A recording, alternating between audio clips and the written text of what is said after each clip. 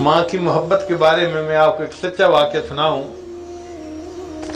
हमारे करीब में एक गांव था, मियाँ बीवी थे, गरीब थे। उनके यहाँ बेटा हुआ और बेटा शादी के कोई 20-25 साल के बाद हुआ।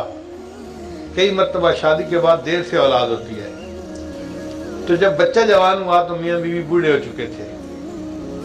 बच्चा मेहनती था, लायक था, वो इंजीनियर बन गया। अब जब इंजीनियर बन गया तो उसने नौकरी के लिए अप्लाई किया, तो उसको एसडीओ की नौकरी मिल गई अपने शहर में। एसडीओ को कोठी भी मिलती है, गाड़ी भी मिलती है। उसने माँ बाप को कहा कि अम्मी आप शहर चले, हम देहात की बजाय शहर में कोठी में रहेंगे, वहाँ एयर कंडीशनर भी है, बिजली भी है, गाड़ी भी है, जिंदगी की तमाम सहूलियात हैं।